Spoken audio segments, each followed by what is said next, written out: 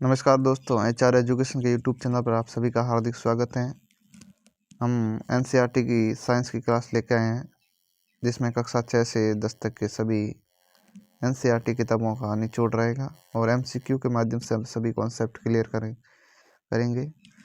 ये साइंस आपको पता ही है, आजकल राजस्थान के सभी एग्ज़ाम और सेंट्रल लेवल के जितने भी एग्ज़ाम सभी में बड़ी महत्वपूर्ण रहने वाली, यानी सभी सरकारी प्रतियोगी परीक्षाएँ और बोर्ड क्लास में देखा जाए तो कक्षा 10 में भी बड़ा महत्वपूर्ण रोल रहने वाला है इनका। तो स्कूल स्टूडेंट भी इस क्लास को ज़रूर देखें। चलो आज की क्लास को शुरू करते हैं। आज की क्लास का पहला प्रश्न रहेगा हमारे सामने।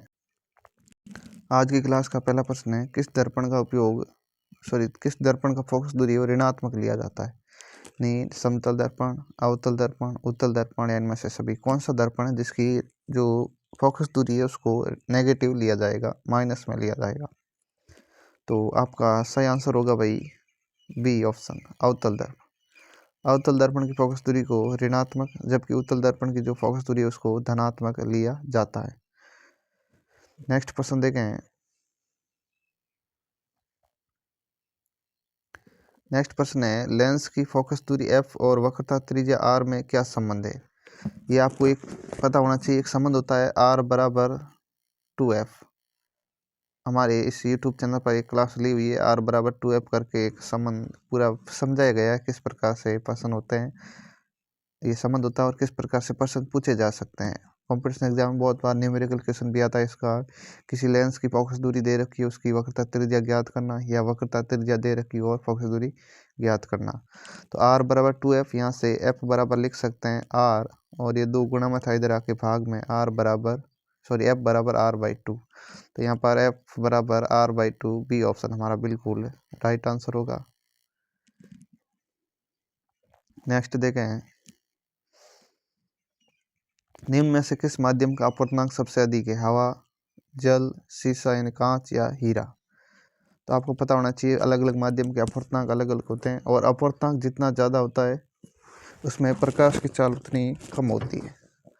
तो यहाँ पर हवा का होता है 1.0003, और जल का होता है लगभग 1.33, और शीशा कांच का होता है 1.52, और हीरे का सबसे ज़्यादा होता है भाई 2.42, और हीरे में प्रकाश की चाल सबसे कम होती है। तो राइट आंसर हो गया हमारा डी ऑप्शन। नेक्स्ट क्वेश्चन देखें। यदि ये फैक्ट आपको पहले से पता नहीं है तो इसको कॉपी में ज़रूर नोट करें, डायरेक्ट प्रश्न यहीं से ऐसा ही बनने वाला है। सामान्य दृष्टि के लिए सुस्पष्ट दृष्टि की अल्पतम दूरी कितनी है होती है भाई? ये कह रहा है एक सामान्य स्वस्थ व्यक्ति के लिए जो सुस्पष्ट दर्शन है या देखना है, उसके लिए अल्पतम दूरी या निकटतम बिंदु कह सकते हैं इसका, या निकट बिंदु भी कहा जाता है, ये कितना होता है? 25 मीटर, 25 सेंटीमीटर, 25 मिलीमीटर, या इनमें से कोई नहीं। इसका मतलब ये था कि 25 तो होगा ही, लेकिन होगा कितना भाई? 25 सेंटीमीटर।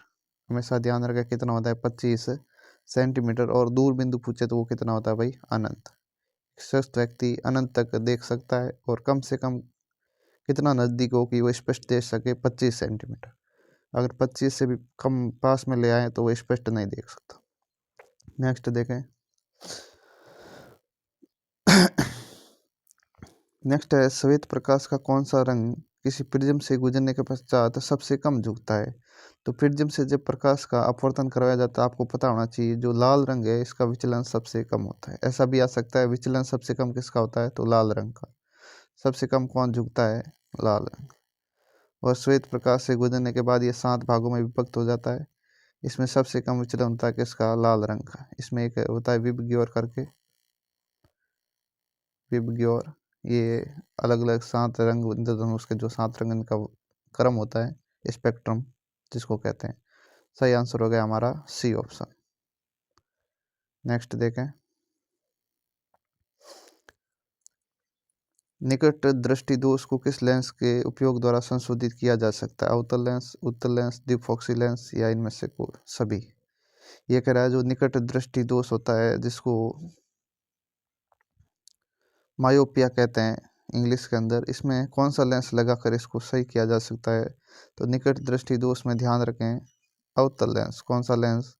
अवतल लेंस। ए ऑप्शन हमारा राइट होगा। आप एक ट्रिक ध्यान रखें, डूना, DUNA, यहाँ मतलब डी का मतलब दूरदृष्टि, और दूरदृष्टि में कौन सा लेंस? उत्तल लेंस। एन का मतलब निकट दृष्टि, और निकट में ए का मतलब कौन सा लेंस? अवतल लेंस। बस दो ही मुख्य रूप से बार बार पूछे जाते हैं और कन्फ्यूजन होता है, और इनका ज़्यादातर उपचार ही पूछा जाता है, कौन से लेंस के साथ साथ इसको निवारण किया जा सकता है इस दोष का। तो दूर, डी का मतलब दूर दृष्टि का, यू का मतलब उत्तल लेंस, निकट में कौन सा? एन का मतलब निकट, और ए का मतलब अवतल लेंस काम आएगा। तो राइट ऑप्शन कौन सा हो गया? ए ऑप्शन, अवतल लेंस। नेक्स्ट प्रश्न देखें, विद्युत प्रतिरोधकता किस पर निर्भर करता है? चालक की लंबाई पर, चालक के अनुप्रस्थ काट क्षेत्र पर, चालक के पदार्थ की प्रकृति पर, या इनमें से सभी पर। तो हमारा राइट आंसर हो जाएगा डी, जो विद्युत का प्रतिरोध है वो सभी पर निर्भर करता है। प्रतिरोध को आर से लिखा जाता है, और इसके लिए भी अलग अलग होता है। चालक की लंबाई के समानुपाती, अनुप्रस्थ काट क्षेत्रफल के व्युत्क्रमण अवधि, और पदार्थ की प्रकृति पर भी निर्भर करता है। नेक्स्ट प्रश्न है, निम्न में से किस लेंस को अभिसारी लेंस भी कहते हैं? ये ध्यान होना चाहिए, अभिसारी लेंस, अभी का मतलब होता है मिलाना, यानी जो प्रकाश किरणों को मिलाता है। अभिसारी लेंस किसे कहा जाता है भाई? उत्तल लेंस को। किसे कहा जाता है? उत्तल को। तो अवतल को क्या कहा जाता है? अपसारी। अवतल को कहा जाता है अपसारी, अपसारी लेंस। तो ये ऑप्शन हो गया हमारा बिल्कुल सही आंसर। नेक्स्ट प्रश्न देखें, यदि आप चैनल पर नए हैं तो भाई चैनल को सब्सक्राइब करना ना भूलें, और वीडियो पसंद आ रहा है तो लाइक ज़रूर करें, और हमेशा साथ जुड़े रहें। प्रतिरोध का सूत्र होता है, इसमें से प्रतिरोध का सूत्र क्या होता है? R बराबर 1/1 नहीं है भाई, यहाँ पर I है। R बराबर I/V, R बराबर V गुणा I, और R बराबर V/1 नहीं है, यहाँ पर भी I माने। तो प्रतिरोध का सूत्र आप कब पता कर सकते हो? तो आपको एक समझ होना चाहिए, ओम का नियम कहता है V बराबर IR, V बराबर IR। यहाँ से R बराबर क्या हो जाएगा भाई? V, और I गुणा में इधर जाके भाग में, तो R बराबर आ गए हमारे पास V/I। तो R बराबर V/I सी ऑप्शन में दिख रहा है अपने को, तो ये बिल्कुल सही आंसर होगा सी। और V बराबर IR है, इसको ओम का नियम भी कहते हैं। नेक्स्ट देखें, नेक्स्ट है, निम्न में से कौन सा कथन सत्य नहीं है? विद्युत जनित्र विद्युत चुंबकीय प्रेरण पर कार्य करता है, विद्युत मोटर विद्युत ऊर्जा को यांत्रिक ऊर्जा में बदलता है, चुंबकीय बल रेखाएं परस्पर नहीं काटती है, हरे विद्युत रोधन वाला तार प्राय विद्युत मन है। तो देखो बड़े ध्यान से वापस पढ़े इन कथनों को, आजकल कथन आधारित सवाल बहुत ज़्यादा पूछे जाते हैं। विद्युत जनित्र विद्युत चुंबकीय प्रेरण पर कार्य करता है, बिल्कुल सही बात है भाई। तो ये पूछ रहा है असत्य, यहाँ पर भी ध्यान देना है कि क्या पूछ रहा है, सत्य है या नहीं है। तो सत्य नहीं है, वो कौन सा है? तो पहली बात तो बिल्कुल सही है कि विद्युत चुंबकीय प्रेरण पर कार्य करके ये वो विद्युत बनाता है, जनरेटर। विद्युत मोटर है, विद्युत ऊर्जा को यांत्रिक ऊर्जा में, बिल्कुल सही बात है, विद्युत ऊर्जा लेती है और यांत्रिक ऊर्जा में कन्वर्ट करती है। चुंबकीय बल रेखाएं परस्पर नहीं काटती, बिल्कुल कभी भी नहीं काटती है। हरे विद्युत रोधन वाला तार प्राय विद्युत मन है, विद्युत मन मतलब उसके अंदर विद्युत होती है, ऐसा बिल्कुल नहीं है भाई। यानी विद्युत में मतलब प्लस वाला तार, प्लस वाला तार भाई किस कलर का होता है? रेड कलर का। और जो नेगेटिव होता है उदासीन तार, वो कौन सा होता है? ब्लैक कलर का होता है। लेकिन ये हरे वाला तार होता है, ये होता है भूसंपर्क तार। कौन सा होता है? भूसंपर्क तार होता है, जिसका अर्थ लगाया जाता है घर के अंदर, घर के पास ही किसी गड्ढे के अंदर धातु की प्लेट के साथ इसको कनेक्ट किया जाता है। तो डी आंसर बिल्कुल हमारा सही होगा, मतलब ये बात सही नहीं है। नेक्स्ट देखें, नेक्स्ट प्रश्न है, फ्लेमिंग के वाम हस्त नियम में बाएं हाथ का मध्यमा क्या संकेत करता है? तो फ्लेमिंग का वाम हस्त नियम क्या कहता है कि अपने बाएं हाथ के अंगूठा, मध्यमा तथा तर्जनी को इस प्रकार फैलाएं कि तीनों एक दूसरे के लंबवत हो। तो यहाँ पर जो मध्यमा है वो विद्युत धारा की दिशा, अंगूठा बल की दिशा, और जो तर्जनी है वो चुंबकीय क्षेत्र की दिशा को प्रदर्शित करती है। ये फ्लेमिंग का वाम हस्त नियम है। आप इस चैनल पर जाके इस क्लास को देख सकते हैं। तो यहाँ पर देखें चालक पर आरोपित बल विद्युत की बल की दिशा ये कौन दर्शाता भाई, ये तो अंगूठा दर्शाता है, फ्लेमिंग के वामास्त्र नियम है। चुंबकीय क्षेत्र की दिशा ये तर्जनी दर्शाती है। और मध्यमा चालक में प्रवाहित विद्युत धारा की दिशा, बिल्कुल सही बात है। विद्युत धारा की दिशा कौन दर्शाती है, मध्यमा अंगुली, यानी सी ऑप्शन हमारा बिल्कुल सही है। नेक्स्ट देखें, नेक्स्ट प्रश्न है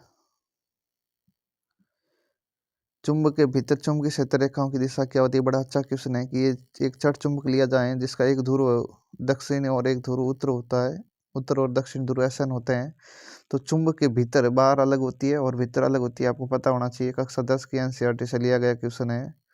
तो इसमें चुंबकीय क्षेत्र रेखाओं की दिशा क्या होती है, उत्तर ध्रुव से दक्षिण ध्रुव, दक्षिण से उत्तर। चुंबकीय क्षेत्र रेखाओं की दिशा निश्चित नहीं है, इनमें से कोई नहीं। तो आपको पता होना चाहिए SN, चुंबक के भीतर हमेशा ही चुंबकीय क्षेत्र रेखाओं की दिशा SN होती है और बाहर क्या होती है, इसकी उल्टी होती है, N से S की ओर होती है।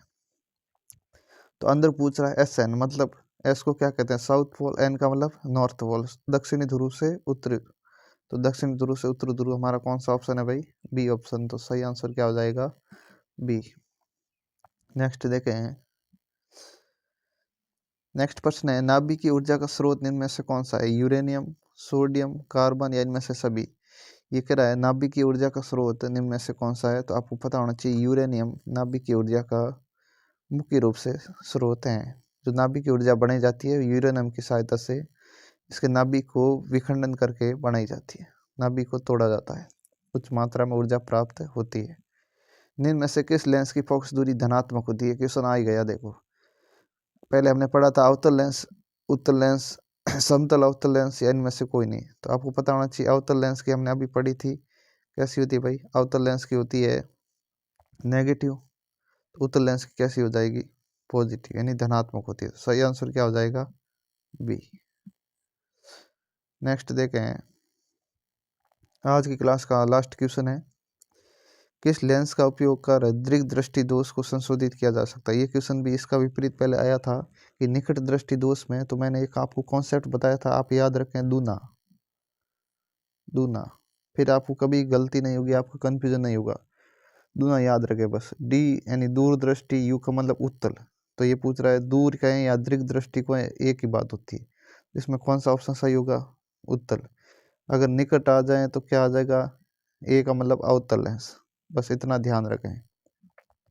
तो दूना से दूर या दीर्घ दृष्टि, इसको कह सकते हैं दूर या दीर्घ एक ही बात होती है, जिसको तो इसका कौन सा राइट आंसर हो जाएगा, बी, यानी उत्तल लेंस काम में लिया जाता है। नेक्स्ट देखें, तो आज की क्लास के इतने ही क्वेश्चन थे भाई। और यदि आप चैनल पर नए हैं तो चैनल को सब्सक्राइब करना बिल्कुल ना भूलें, और क्लास को लाइक ज़रूर करें और अपने सभी दोस्तों के पास शेयर भी ज़रूर करें। आज की क्लास के लिए इतना ही, धन्यवाद। मिलते हैं नेक्स्ट क्लास में कुछ नए प्रश्नों के साथ। धन्यवाद।